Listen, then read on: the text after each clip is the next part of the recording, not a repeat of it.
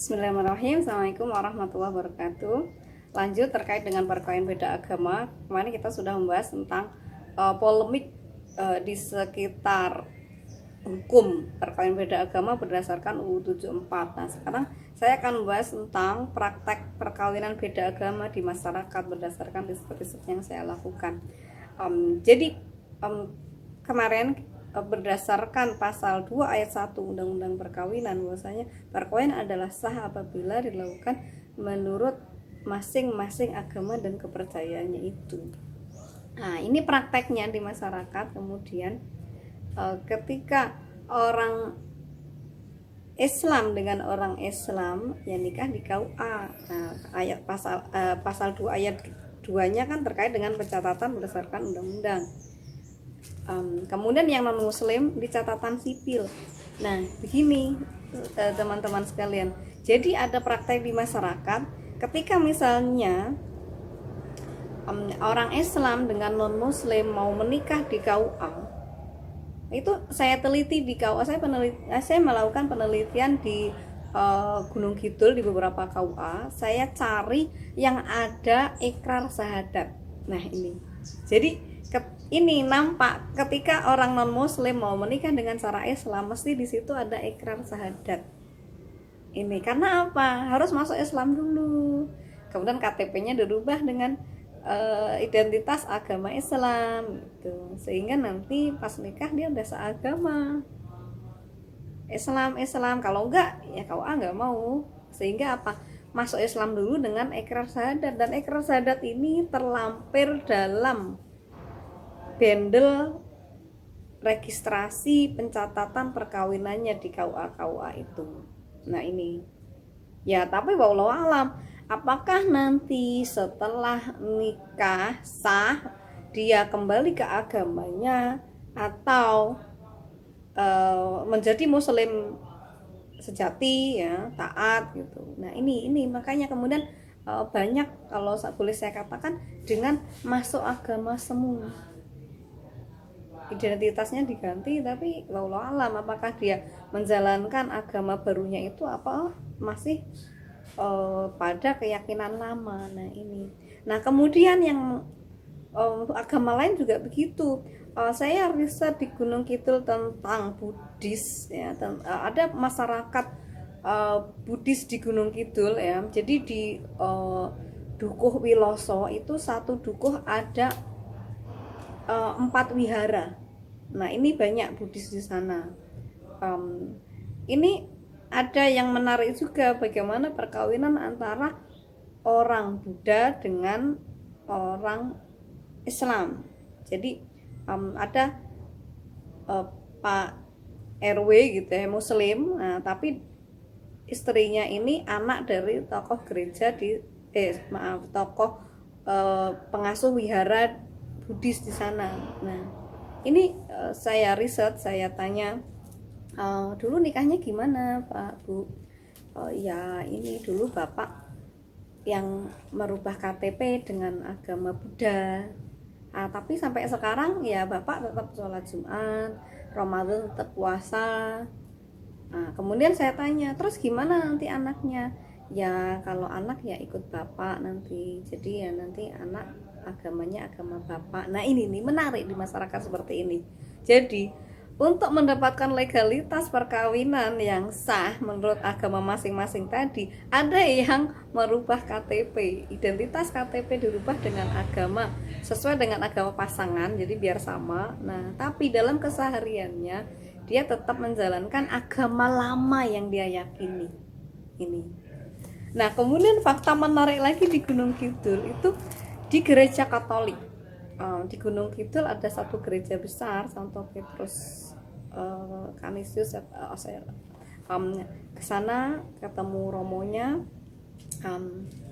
Ternyata di gereja Katolik itu ada dispensasi untuk perkawinan beda agama atau beda keyakinan. Yang ini diajukan melalui keuskupan wilayah. Apa syaratnya untuk mendapatkan dispensasi beda agama, perkawinan beda agama? dia mengikuti pelatihan agama Katolik ya. Bagi yang non Katolik nih ya, mengikuti terlebih dahulu pelatihan agama Katolik selama 1 tahun. Setelah itu dia akan mendapatkan surat dispensasi untuk menikah dengan umat Katolik tadi itu. Tapi posisinya itu masih beda agama. Romo sendiri bilang ini waktu nikah itu penundukan diri, Mbak. Dia belum dibaptis dan belum menjadi Katolik, karena untuk dibaptis ini perlu keyakinan penuh ini, sehingga ini istilahnya penundukan diri. Nah ternyata apa, ada perkawinan beda agama yang diakomodir di gereja Katolik nih. Jadi umat Katolik dengan non Katolik bisa nikah di gereja Katolik dengan izin dispensasi dari keuskupan wilayah dengan syarat tadi telah mengikuti pelatihan agama Katolik selama 1 tahun.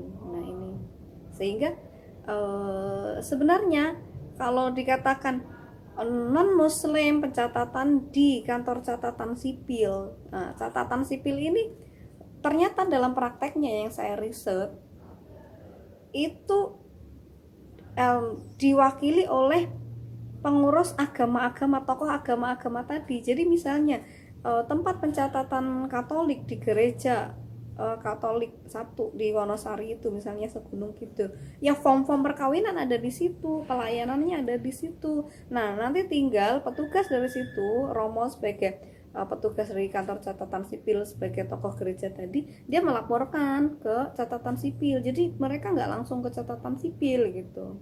Nah ini begitu juga dengan umat Kristen. Nah kalau yang Kristen ini banyak gereja, banyak aliran, sehingga ada beberapa pencatat perkawinan Kristen karena beda gereja beda aliran ya, jadi tiap gereja ada pencatatannya.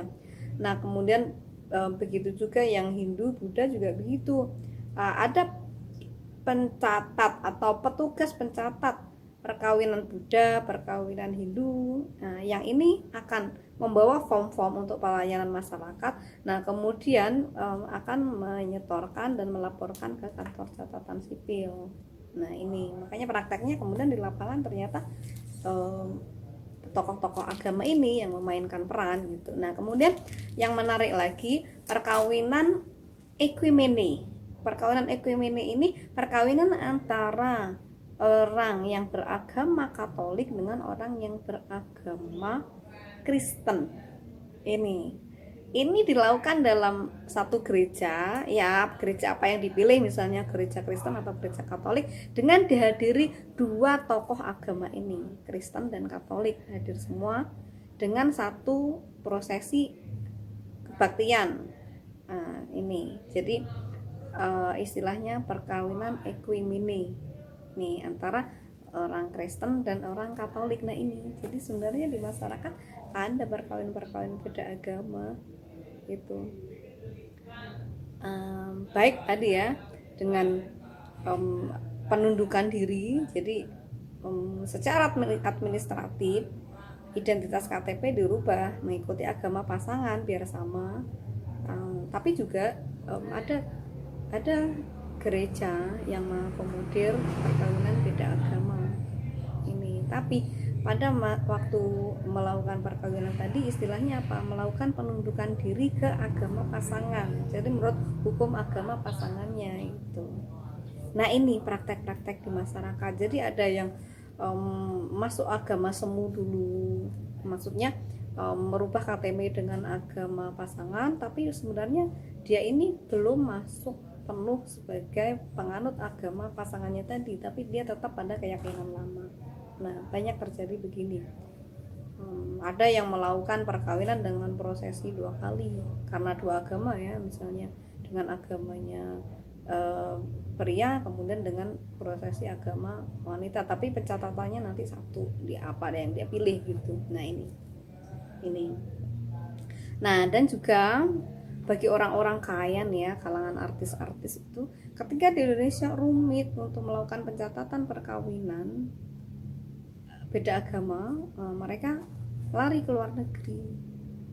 melakukan pencatatan perkawinannya di luar negeri yang bisa mengakomodir keabsahan perkawinan beda agama. Nah itu tuh bagaimana praktek-praktek perkawinan beda agama di masyarakat. Sekian, assalamualaikum warahmatullahi wabarakatuh.